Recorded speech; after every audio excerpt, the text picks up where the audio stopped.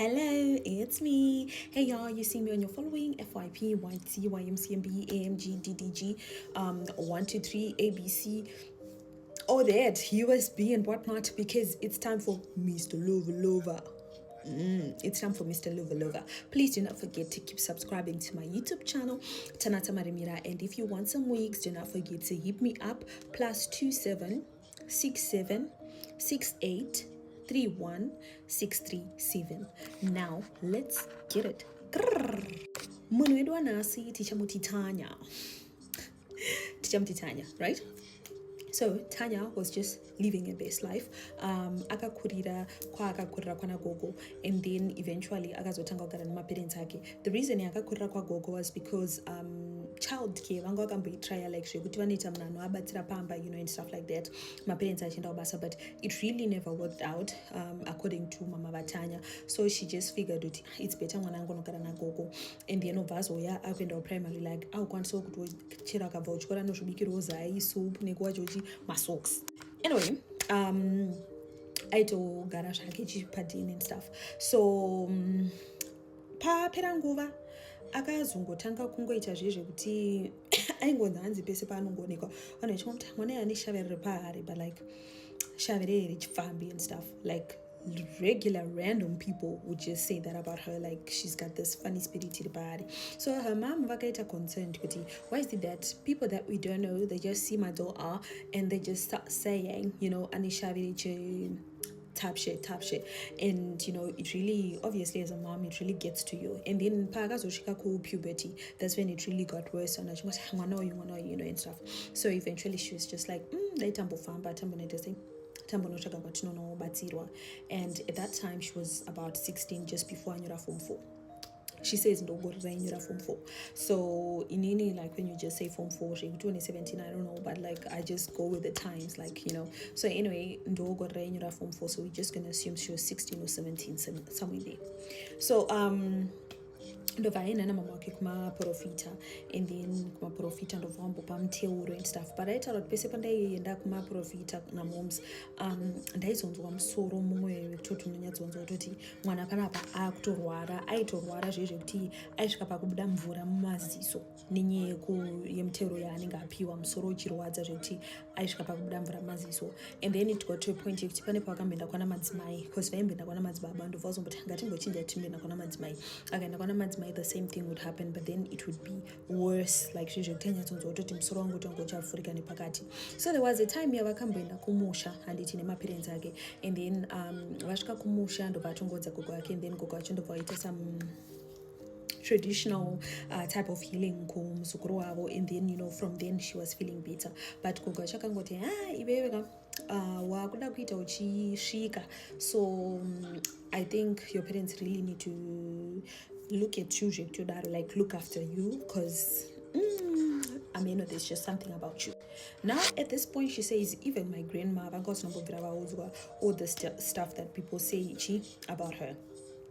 So then ndobva mama vacho vatongoti saka pakaipa. So eventually vakazodzokera kuharare, and then ndobva pasongoitawo musi wekuti pane some party yakangoitwa, ndobva ngokumbira moms kuenda, moms ovati it's fine chienda.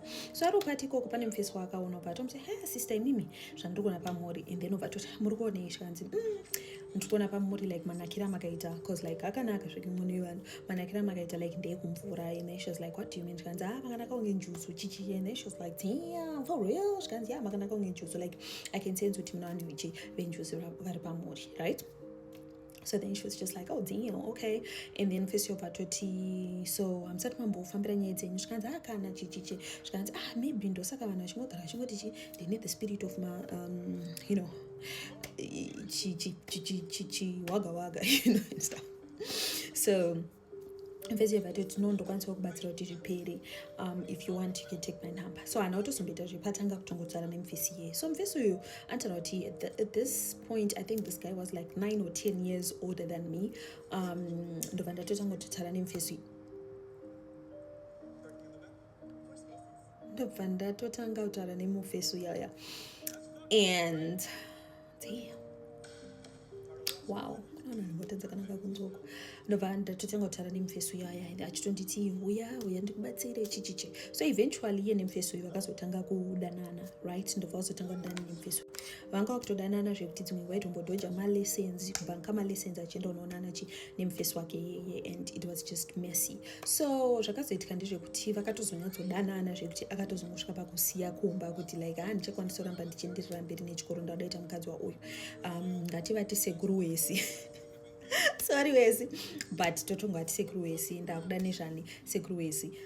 Should we say sekuru wesi? Actually, I think sekuru Nicki Minaj would be better, right? Sekuru Nicki Minaj. Those who remember the reference Yandrukita, love you for that. It means you really have been here for quite some time, right? Sekuru Nicki Minaj.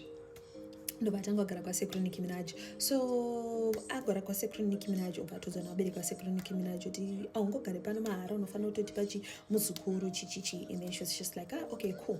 Ndobva atongoita nhombo pepe achitongoramba achigara pamba ipapo. Saka aigara pamba pepe, nhasi murume otongomudza kuti nhasi handisi kudzoka, tiri kunorara ugomo, nhasi handisi kudzoka, tiri kuenda kumvura, nhasi handisi kudzoka, you know, all that stuff. But she was just like no, it's fine, murume arita sei, murume ari kutsvaga mari. So hanzi zveshuwa aitochengetawo pamba taitodyawo beef chicken chichichi taisatoshayo chikafu padheni, and ndianga atoriwo breadwinner aitochengeta nabereki vake padheni ipapo aitoachengetawo, right? So with time akazongoita zvezvekuti like mwana atozvarwa, zvinhu zvamuwandira, ombokumbira ndibatsirawo chichi, and murume akabvaita zvezvekumudza kuti mapamba anopedza mari, madiapers anopedza mari like every day, tichingotenga madiapers chichi sadisa kutenga manepkin, tikatenga manepkin kana 30 auona tinenge tagona here.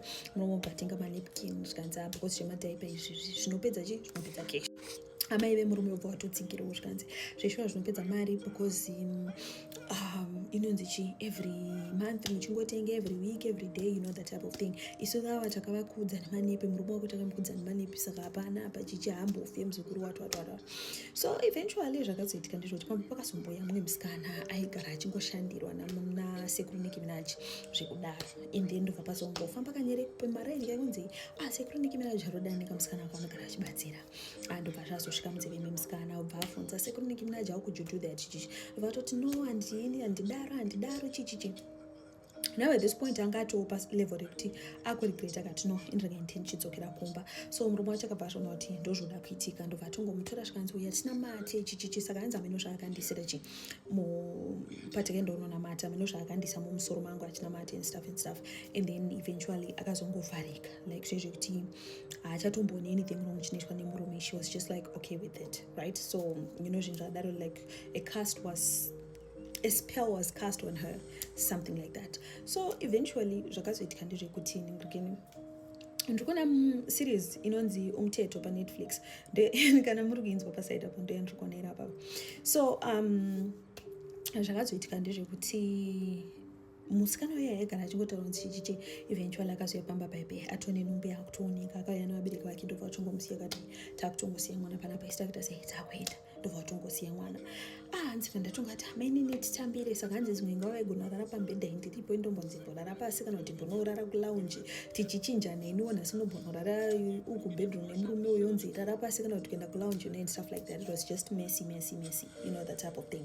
But hapana zvavaikwanisa kuita vasikana vakatongoramba vachingogara ipapo. So nenguva zvakazoitika ndezvekuti musikana akazoita kakuvhurika, ambofamba achizoti amai ndikuona muri kushandiswa, mune lakripa muri kushandiswa chichichi. So ndopa akazomboti rega ndimbofamba kunhu kwekuti handitombozikanwa, afamba kunhu kwasingazikanwa, obvaenda kuna mbuya vanoita zvechivanhu. Ndobva vatomudza zvikanzi iwewe ndikuona like pane vanhu vekare vari pauri iwewo vaishava mari mudzinza renyu raisashaya mari, but sekuru vako baba vako vane zvavakaita zvakaita kuti mari iyoyo igamirwe mudenga, like haichasvike pamuri yaungogara iri mumhepo basically. So sekuru vako vane zvinhu zvavaifanira kusiya vakagadzirisa uroyi wavakabata kushereketa kwavakaita kwakatamisa shavi iroro remumuri raiita sei raishavira mari. Ndosaka baba vako vasina mari zvekudaro, but vaitofanira kunge vari munhu ane mari zvodaro. Even sekuru vako ndosaka vasina mari zvodaro because zvinhu zvavakaita zvakadzinga upfumi, ende upfumi ihwohwo ndikuhuona huchinobata kunhu kwese kunhu kwausina rudzi naro, and izvozvo zviri kukonzeresa kuti vanhu pavanokutarisa vanoona munhu anopinda nekuda kuti shavi riri rikushaya kuti rinosvika sei mumhuri, ridzoke mumhuri sei, nekuti iwo hausi kuona wakadzimaidzwa. Saka ndosaka uchinzi une shavi rechi ndobva zvava kumika sense zvikanzi maiwi mudzimu wekwedu uri kutofamba-famba uchinobatsira vamwe vanhu uchitadza chikuya nepatiri. ndobva tongonoudza mama kuti mama ndo-explanation endapiwa. saka mbeu yangu akati uya nedzinza rako mai vako avanzi uya nababa namai nyakutumbura. ndobva aenda namai nababa nyakutumbura nemasisters ake bcause vakatozoita vamwe vana. ndobva vaenda, ndobva vabatsirwa nambuya vaya, ndobva vanzi munofanira kumboenda kumusha kwenyu originally, kumusha kwenyu kumalawi, ende kumalawi muende kwakati mucharatidzwa nenguva muchifamba mumwe hapana vachakuratidzai kwamunatsobva chaiko chaiko. munoteketera ikoko nechirudzi chenyu cheikoko munoteketera. kana mapedza inini ndichazi munondifonera then ndozouya ndokubatsirai because ndine munhu wandofanira kushandidzana naye weikoko because inini ndiri kupinda as you like your Zimbabwean mediator and then wekumalawi achibata ari ikoko, so I have to be there. hanzi zvakatora nguva murume achiti mari hanzi ndaunganidza mari because anga kuita zvekuti mari aina anenge achitoisa ndawachirwa ndikuwachiresa daita achishanda saka ndakaita 6 months ndichishanda zvisingaiti. ndobva atokwanisa kureisa 800 US. murume ubva atora 800 US iye asiri kutomboziya. saka mari yasvika 800 ndobva azoita rimwe dhiri vachiita zveraundi zvestockville. kuraundi ndobva apiwa 200 US achitofara achitoti kumba kwagara kune 800 ndinenge ndane 1000. ari kusvika kumba ndobva ari kuona kuti mari hapana. murume ndobva aromudza kuti mari ndakaitora 3 days ago, hapana zvinhu zvandinoenda unoita apa baba wangu enda unobhecha ne800. ndobva yanzi yes imagine. so vakanetsana and then amwe nobva uya ungatoda kutonetserana nemurume nyaya yemari panapa tachikuchengeta wani mayezu uchigara panapa achikuchengeta nhasi wakuda kuchemera nyaya yekamari kako chichi like it was just an abusive type of thing. ndobva tongoti tinoenda kuti asienda kuenda kumba kwedu. saka ndokutozongosimuka kwaakaita akaenda unotanga nokuromba kwavo achiramba achiti achishanda and then achitoti patoni 3 months ndasiya murume anombonitsvaga kana mwana nganoita sei from nowhere. murume ubva atongoya apa musi uyo yanzi ndine 500 more. murume ubva atoya achitoti ndauya uzogona I'm very sorry chichi abva atoya akabata tumakuking iyoyo tunyama chichichi paipe ndobva ndatotora ndikati amaita basa chichichichi paya handitomboziva kuti chichakaitika ndinanganotombogumana naye but for some reason murume iye achitongoenda ndobva ndakabva ndatongoona kuti handisisina mari. musikana anga arowa Sean Timber nababy daddy and then ndobva atongodza mama kuti mama ndozvaitika. saka mama wacho vati no ngatimbofamba. saka achifamba ndopa ari kudzwa kuti you have an enemy of progress. munhu wakaitana nemwana ari kuchikoti ukaenda ikoko achaona kuti chi une zvawakaita. munhu yanotoshandira but nenyaya yekuti kushanda kwaanoita kutorera vanhu zvipo. mainini wako vari kumba like the other wife vakatotorwawo vari kutoshandisirwa chipo but iwo manje kuvhurika wauda kuita kuita kuti chipo ichocho chibve. shaviriya rinoshava mari ranga richiita sei richita richimubatsira anga akarispota kubva ipo musuye and stuff like that. so anyway mari yakazoningirikana, mari yakazobatanidzwa and then vanhu vachitoti mangwana toita sei tikusimuka kuenda kumalawi. iye nemasisters ake 3 namoms namudara vari 5 vachitoti mangwana tosimuka toenda kumalawi. saka anotaura kuti takaendawo nambuya tichivaudza kuti sitakuenda kumalawi. saka isu sitakukusiraiwo mari yenyu 600 US chekuti muzoteera chichi because remember vaifanira kuzoteera. saka anzi mbuya iye vakatongotaura kuti iwe musikana iwo nhasi ukasvika kumba usambobva wakabuda mumba handiti.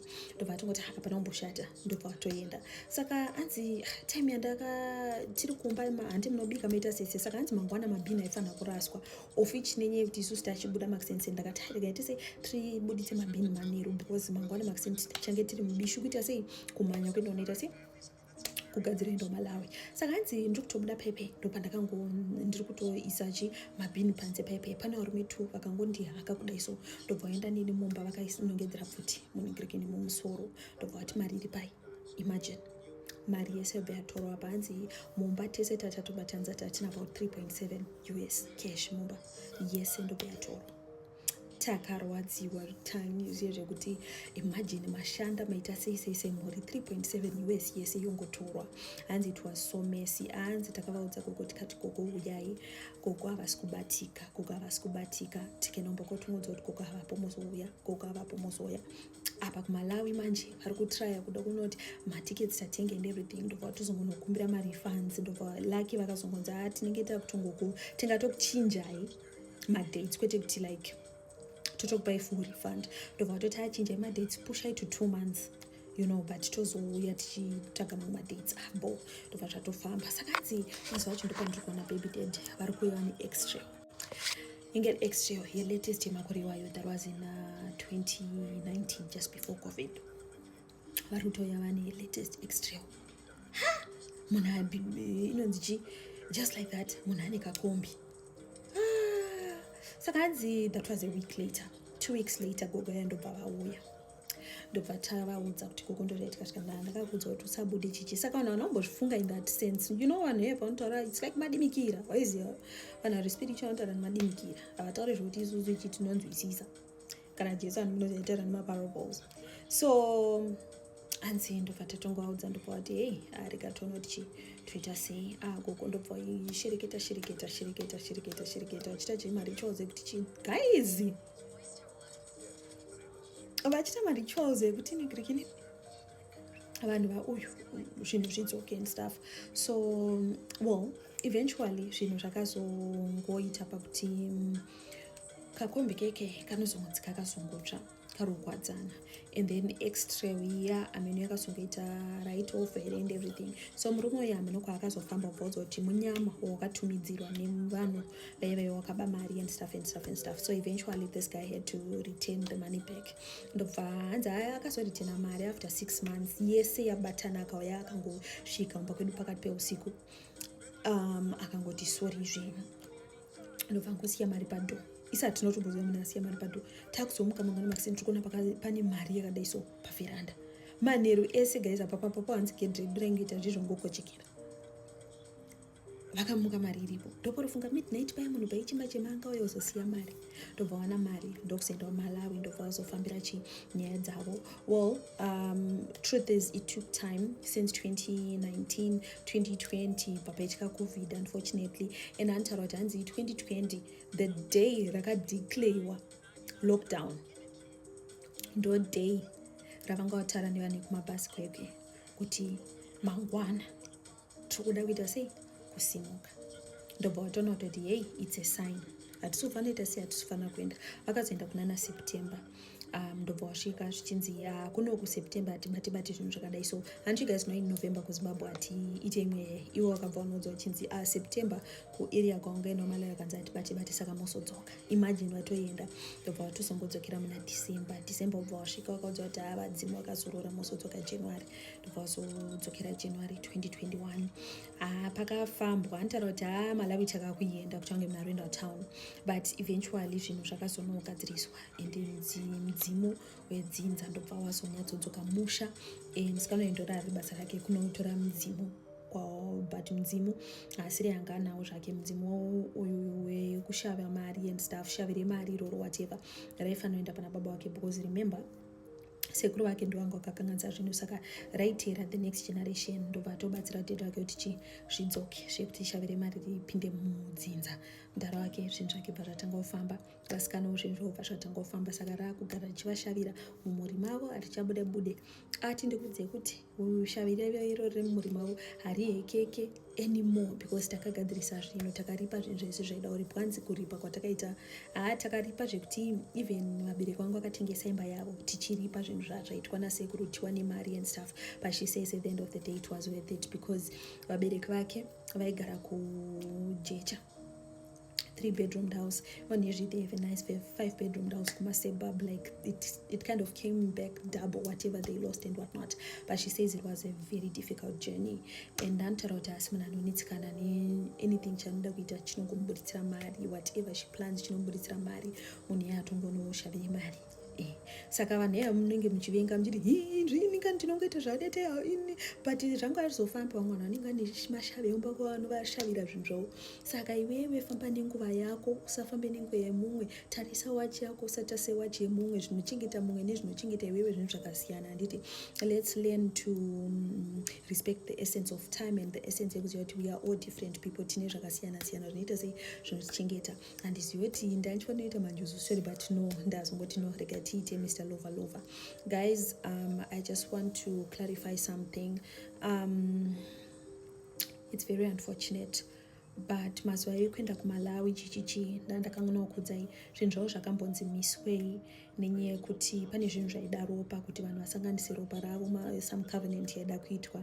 That's when it was revealed kuti the girl was HIV positive, anga akatambidzwa nababy daddy. So mwana munenge munawo mulife ndomabreaks enyu waya anenge achida kukutorirai muchifunga kuti vanhu vari kukuitirai zvakanaka. So you need to be careful. I hope some of you learn, and I hope you also feel entertained as well. I hope you have a lovely day. Bye bye.